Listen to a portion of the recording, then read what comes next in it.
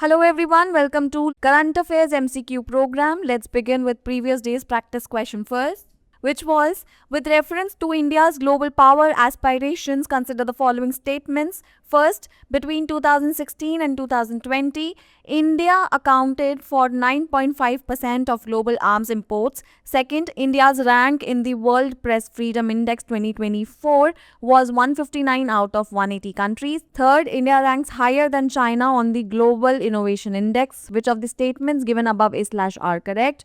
Option A 1 and 2 only, option B 2 and 3 only, option C 1 and 3 only, and option D all of the above. The correct answer is option A. Key constraints hindering India's global power aspirations are ambition versus strategic capacity. While India aspires to global power status, critics argue it lacks the strategic clarity and institutional capacity to translate ambition into influence. India remains one of the largest arms importers globally, accounting for 9.5% of global imports 2016 to 2020, highlighting its dependency and underdeveloped indigenous defense capabilities. Hence, statement 1 is correct. Internal social fault lines. India's rank in the World Press Freedom Index 2024 was 159 out of 180 countries, impacting its global democratic credibility. Hence, statement 2 is correct. Within India, states like Goa and Uttar Pradesh show stark development gaps. Such disparities weaken national coherence and limit India's ability to act as a unified global actor. Technological gaps and innovation challenges were: India ranked 39 on the Global Innovation Index 2024 compared to China's 11th and US 3rd. Hence, statement 3 is not correct. So, the correct answer is option A. Let's begin with today's episode now. Question number 1. Consider the following statements regarding National Food Security Act 2013. First, the NFSA guarantees a uniform entitlement of 35 kg of food grams per month to every eligible household. Second, it creates a legal entitlement to receive subsidized food grains for up to 75% of rural and 50% of urban population. Third, under this framework, the central government handles the procurement and pricing, while state governments manage the identification of beneficiaries and final distribution. How many of the above statements are correct? Option A only 1, option B only 2, option C all 3, and option D none. The correct answer is option B. The NFSA has 2 categories of beneficiaries. First is priority households who are entitled to 5 kg of food grains per person per month. Second is Antyodaya Anna Yojana. These poorest of the poorest households retain their entitlement of 35 kg of food grains per household per month. Since the entitlement is not uniform for every eligible household, hence statement 1 is not correct. Public distribution system under National Food Security Act covers 67% of the population legally entitled to subsidized food grains. Hence, statement 2 is correct. The union government decides central issue prices of food grains, while state governments handle last mile distribution. Hence, statement 3 is correct. So, the correct answer is option B. Question number 2. With reference to the multifaceted relationship between India and US, consider the following statements. First, they hold a 2+2 ministerial dialogue involving defense and external affairs ministries of both countries. Second, both nations are key members of Quadrilateral Security Dialogue, a strategic forum that also includes Japan and Australia. Third, they have established a strategic energy partnership for cooperation in renewable energy, oil and gas, and emerging technologies. How many of these above are correct? Option A only 1, option B only 2, option C only 3, and option D none. The correct answer is option C. India has 2+2 dialogues with US, Japan, Australia, and Russia held at Defense plus External Affairs Minister level. Hence, statement 1 is correct.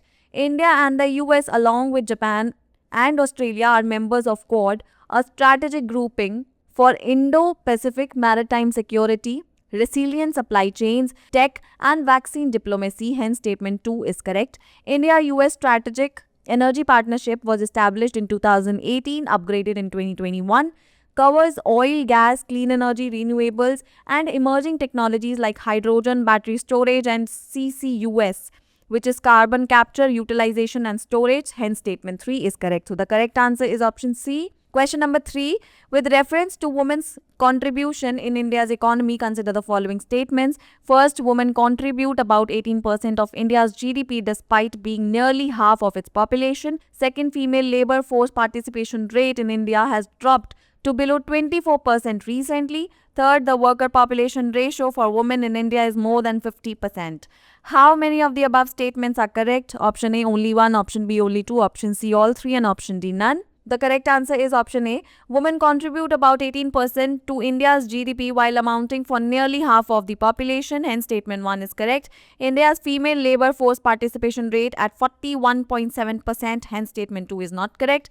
The worker population ratio for women aged 15 years and above has risen from 22% in 2017-18 to 40.3% in 2023-24. Hence, statement 3 is not correct. So, the correct answer is option A. Question number 4. Consider the following statements. Assertion: migratory birds are vulnerable to collisions with skyscrapers, wind turbines, and communication towers in urban landscapes. Reason: many migratory birds navigate at night using celestial cues and artificial lights interfere with the orientation. Select the correct answer. Option A, both A and R are correct, and R is the correct explanation of A. Option B, both A and R are correct, but R is not the correct explanation of A. Option C, A is correct, but R is incorrect. Option D, A is incorrect and R is correct. The correct answer is option A. Migratory birds are vulnerable to collisions with skyscrapers, wind turbines, and communication towers in urban landscapes. Hence, assertion is correct. Migratory birds use stars, moonlights, and Earth's magnetic fields for navigation. Bright artificial lights from skyscrapers and towers cause disorientation, circling behavior, exhaustion, or direct collisions. Hence, R is correct. Studies in New York, Chicago, and Indian cities like Gurugram and Mumbai have documented mass bird deaths due to illuminated structures during migration seasons. Hence, R is correct explanation of A. So, the correct answer is option A. Question number 5. With reference to the jurisprudence on bail in India, consider the following statements. First, the Supreme Court has observed that the principle bail is the rule and jail is the exception, flows from the right to life and personal liberty under Article 21 of the Constitution. Second, bail is available to an accused as an unconditional right regardless of the nature of the offence. Which of the statements given above is/are not correct? Option A, 1 only.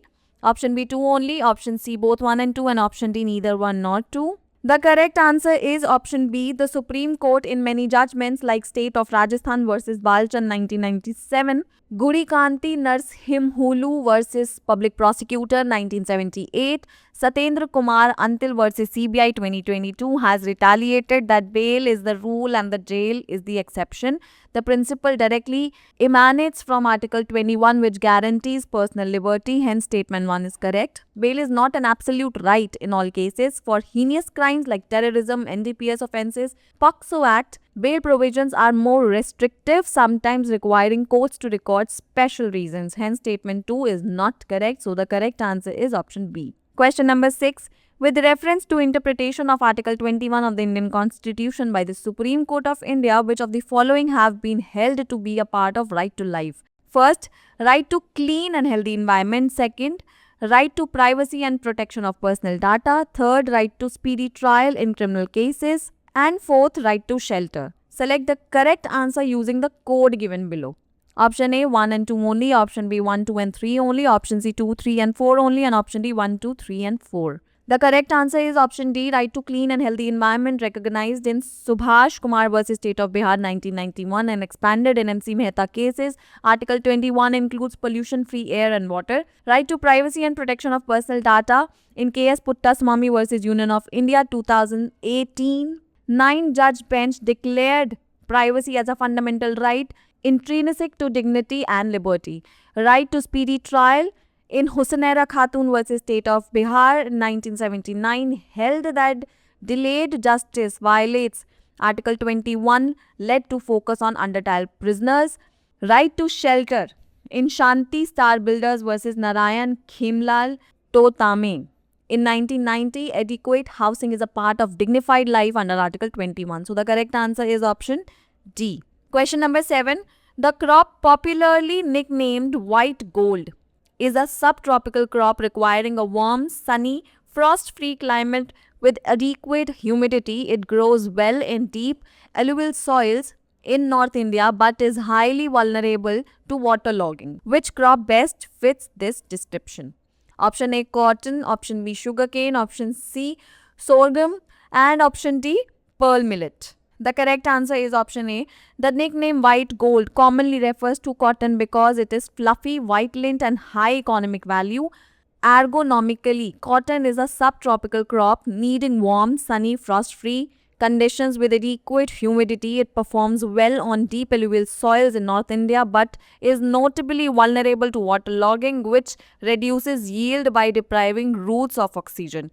Sugarcane, sorghum, and pearl millet do not match the white gold moniker and are generally more tolerant of periodic soil moisture than cotton. So the correct answer is option A.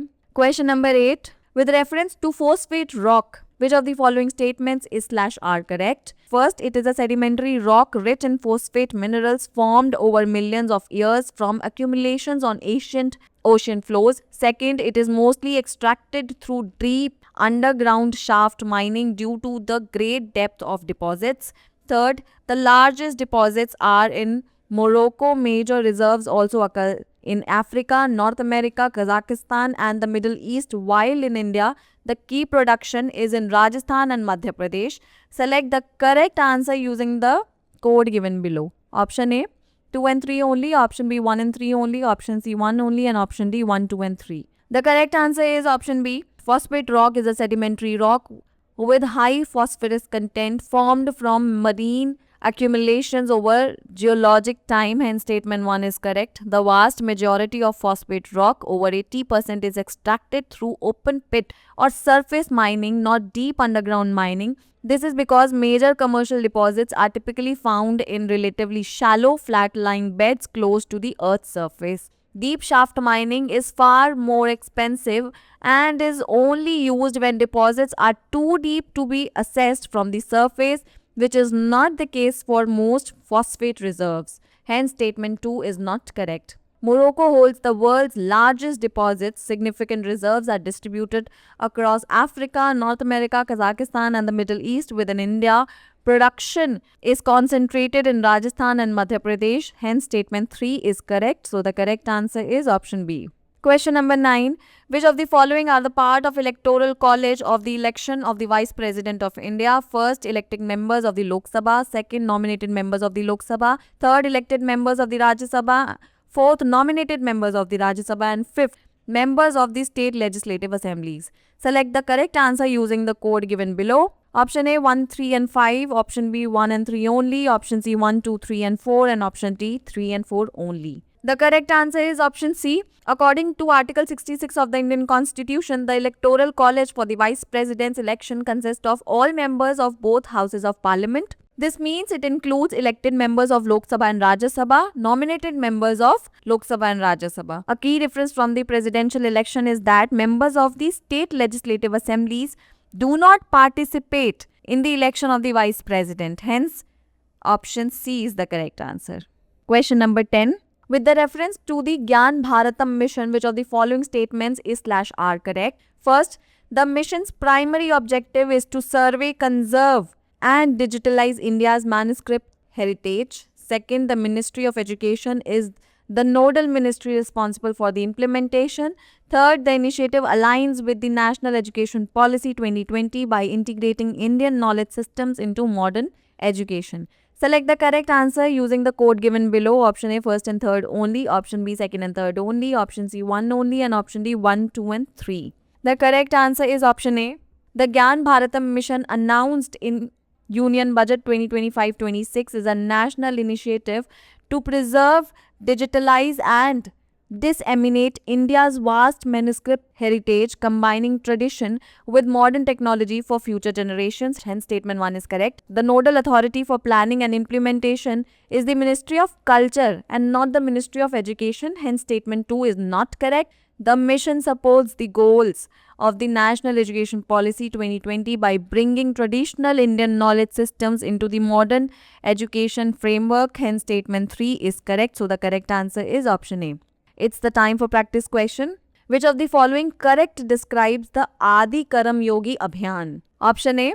The world's largest grassroots tribal leadership program, mobilizing leaders across about 1 lakh tribal dominated villages to act as catalysts of responsive governance and social transformation. Option B. A component under Mission Karam Yogi, aimed exclusively at training central civil servants in e-governance. Option C. A scholarship scheme of the Ministry of Education to fund overseas higher education for tribal students.